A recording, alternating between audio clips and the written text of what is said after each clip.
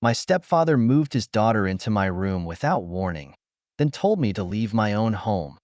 I'm 25, male, and up until a few weeks ago, I lived in my childhood home. My dad died when I was young, so it had been just me and my mom for most of my life.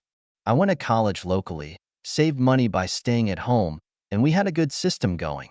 Then, about 2 years ago, my mom remarried. A guy we'll call R. I won't lie, I wasn't thrilled about it at first. But it wasn't my call, and I figured, if my mom was happy, I could deal with it. R wasn't a bad guy, or at least I didn't think so at first. He kept to himself, didn't bother me much, and was pretty hands-off about most things. We had an unspoken understanding. I paid rent for my old room, helped around the house, and he didn't try to play dad. Things were fine, uneventful even. That was until his daughter, Qley, entered the picture. I knew about her. She's in her late 20s, never really got her life together. She'd been in and out of jobs, and from what her told my mom, Qley had been struggling for a while. But I didn't think much of it. She lived in another state, and we weren't exactly close. Then one day out of nowhere, she moves in. I got home from work one evening, expecting the usual, maybe watch TV, make some food. Instead, I walk in and see boxes everywhere. Like a ridiculous amount of boxes, cluttering up the living room and kitchen. I stood there, confused as hell, until Qley came out of the guest room, her new room, I guess, wearing sweats and acting like she'd been living there forever. "Oh, hey," she said, casual as could be. "Dad said I could move in for a bit. Hope that's cool." Hope that's cool? What the hell? I tried to stay calm. I mean, I didn't want to blow up right there. I figured maybe this was temporary, some sort of short-term thing until she got back on her feet. I went to find my mom, who was in the backyard watering her plants, acting like nothing was weird at all. "Hey, Kay's stuff is in the living room?" I asked, trying to sound as neutral as possible. "Oh, yeah," my mom said, smiling like this was all normal. She needed a place to stay for a while. Or thought it'd be good for her to be with family. I felt my stomach tighten. A while? Like how long? Mom shrugged, still avoiding my eyes. "I don't know yet. It's not a big deal, right? It's just family." It wasn't just family. It was someone I barely knew, someone I hadn't even been consulted about. This was still my home, too, wasn't it? I paid rent. I contributed. But apparently, none of that mattered. I was pissed, but I bit my tongue. I figured maybe if I waited it out, Qley would leave. I didn't want to rock the boat. But days turned into weeks, and Qley made herself more than comfortable. She started leaving her crap everywhere. Kitchen counters, bathroom sinks, even my living room spots. She'd blast music late at night and take long showers that left no hot water for anyone else. It was like she assumed the place was hers now, and no one seemed to care. I tried to talk to my mom about it again, but she just brushed it off. "Kay's going through a tough time," she'd say. "We need to support her." Support her? I was the one trying to hold down a job and keep things together. I couldn't even relax in my own house anymore. I was the one paying rent to live in a place that now felt like someone else's territory. But whatever. I kept my head down, stayed out of her way, and tried to manage. That was until the day I came home and found my bags packed by the front door. It had been a long shift at work. I was exhausted, ready to crash. But when I opened the door, I saw 2 suitcases. My suitcases sitting right in the hallway, next to the staircase. I froze, confused at first, before I noticed that most of my stuff had been moved out of my room. My clothes were in the bags. My computer was boxed up. Even the pictures I had on my dresser were stacked on top of my suitcase. I walked straight to my room, only to find the door half open, and Qley was inside, moving her things in. My bed was stripped bare, her clothes already filling the closet.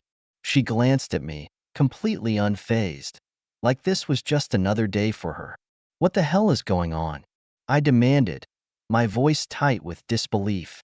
She shrugged, barely looking up. "Dad said you'd be cool with it. I needed more space, so here we are." I felt a wave of heat crawl up my neck. "You needed more space?" I spat, my voice louder now. "This is my room. What the hell are you talking about? Kay didn't flinch. Dad said I could have it. You were taking up too much room anyway. I was shaking, anger and disbelief mixing into a nauseating cocktail in my stomach. I stormed downstairs, looking for my mom, looking for anyone to explain what the hell was going on. I found her first, sitting at the kitchen table with a beer, looking like he didn't have a care in the world. Why is my stuff packed up? I demanded, not even trying to hide my anger anymore. He didn't even bother looking at me, just took a slow sip of his drink before saying, Kay needed the room. It's bigger. You'll figure something else out. Figure something else out? I repeated, my voice dripping with disbelief. This is my home. You don't get to just. It's my house now, he interrupted, his tone flat but firm. I'm the one paying the mortgage, and I decide who stays where. You're an adult. It's time you figured out your own place. I stared at him, my mind struggling to process what he just said. You're kicking me out? I'm giving you the opportunity to move on, he replied, smugness creeping into his voice. You should be grateful. Grateful for being thrown out of my own home without a single conversation? I felt my chest tighten, my fists clenching at my sides. I couldn't believe what I was hearing. I turned to my mom, who had come into the room by then, standing quietly by the doorway. Mom, are you seriously okay with this? He's kicking me out. Your son. Her eyes darted between me and R, and for a brief moment, I thought maybe, just maybe, she'd side with me. But then she sighed, lowering her gaze to the floor. Sweetheart, R's right. You're an adult now. It's time for you to find your own place. I felt like I'd been punched in the gut. My own place? This is my place. This is where I grew up, and now you're just siding with him? She didn't say anything, just stood there, avoiding my eyes, looking ashamed but still unwilling to stand up to him. The betrayal hit me hard, sharper than anything I'd ever felt. It wasn't just her kicking me out. It was her, too. She was letting this happen. I didn't say another word. There was no point. I grabbed my bags, loaded them into my car, and drove off without even knowing where I was going.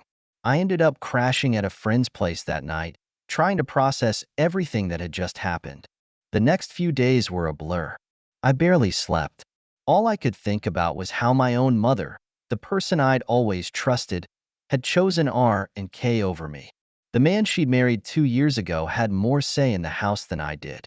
I'd never felt so disposable in my life. And Kay?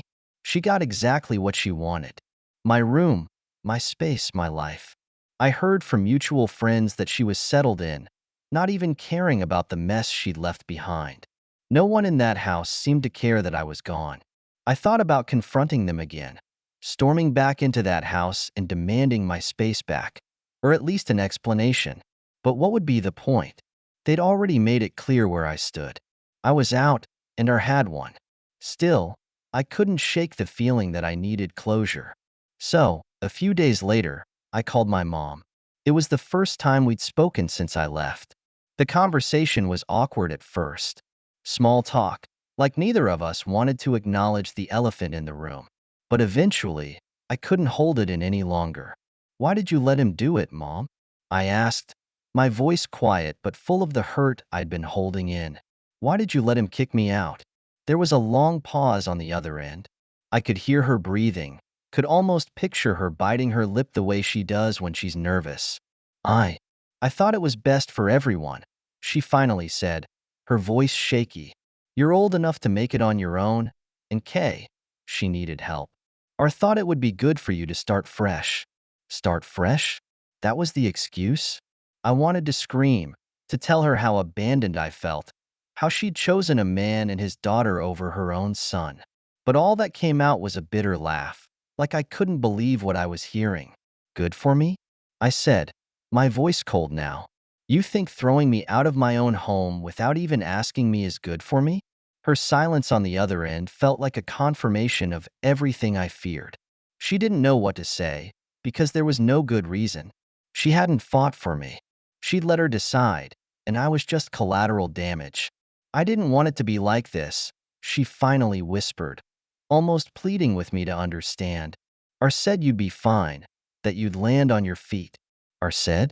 I cut her off, my anger flaring up again. Mom, do you even hear yourself?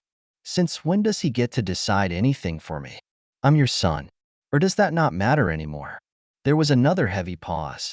I could feel my heart pounding in my chest, the weight of years of trust and love crumbling under the weight of this betrayal. When she spoke again, her voice was weak. I don't know what to say, she admitted, sounding more like a stranger than my mother. I just wanted everyone to be happy. I scoffed, unable to hold back. Well, congratulations, Mom. Looks like R and K are pretty damn happy. But what about me? Did you even think about me? Or was I just an inconvenience? I didn't want it to be this way, she repeated, but it felt hollow now, like she was clinging to some excuse that made her feel better about what she'd done. I realized then that I wasn't going to get the apology I needed. She wasn't going to stand up for me because she already made her choice. I hung up. For the next few days, I stayed at my friend's place, going through the motions. Work, sleep, eat, repeat. But the hurt didn't go away. It just sat there, festering under the surface, while the reality of what had happened sank in deeper. My own mother had abandoned me, and for what? To please a man she'd known for 2 years? To give his daughter a place that wasn't hers?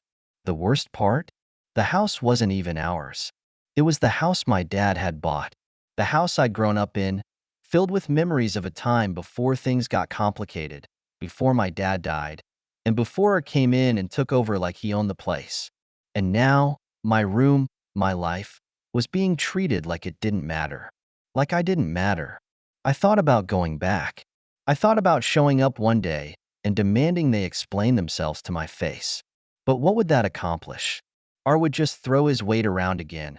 Kay would smirk from my old bedroom, and my mom would stand there, silent, torn between the family she was supposed to protect and the one she chose.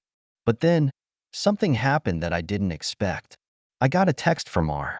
It was short, blunt, and full of the same arrogance he'd always had. Hope you're doing well. You can come get the rest of your stuff when you're ready. No apology, no acknowledgement of what he'd done. Just a cold invitation to pick up the last pieces of my life. I almost didn't reply. I almost blocked his number and moved on with my life. But something about that message made me snap. It was the final straw. I wasn't going to let him win. I wasn't going to let him keep what little control he thought he had. I drove back to the house the next weekend, unannounced.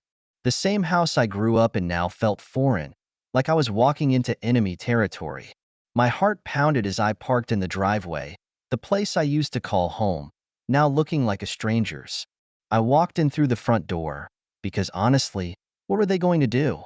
Call the cops on me for stepping into my own house? Kay was lounging on the couch, her feet propped up on the coffee table, her phone in hand. She barely glanced up when I walked in, but when she saw it was me, she rolled her eyes and muttered, "Oh great." I didn't respond. I didn't care what she had to say. I went straight to what used to be my room.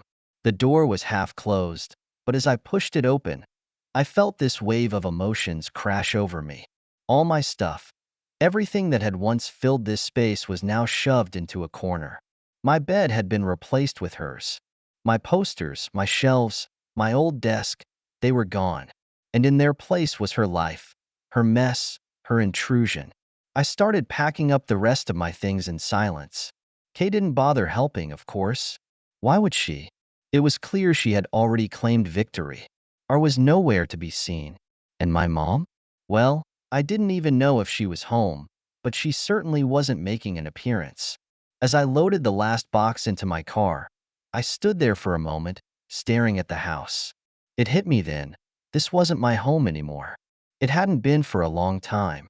Maybe I had been holding on to something that no longer existed, hoping for a version of my family that was already gone. But standing there, I felt something shift inside me. I wasn't angry anymore. I wasn't hurt either. I was done. Done with R. Done with K. And for now, done with my mom. I drove off without looking back, knowing that I was finally free. It wasn't the ending I wanted, but it was the one I needed. A clean break. I'd figure out the rest on my own. Since then, I've been staying with friends, saving up for my own place. It's not easy. Starting over never is, but it's better than staying where I wasn't wanted. I've cut off contact with R and K entirely. And as for my mom, I don't know yet. Part of me wants to forgive her, to understand why she made the choices she did. But part of me knows that sometimes, even family can hurt you in ways that take a long time to heal from. If there's anything I've learned from this whole mess, it's that blood doesn't always mean loyalty. And sometimes the people who are supposed to protect you are the ones who let you down the hardest. Thank you so much for listening to my story. If you have any thoughts, I'd love to hear them. So please leave a comment. Don't forget to like and subscribe if you want more stories like this one.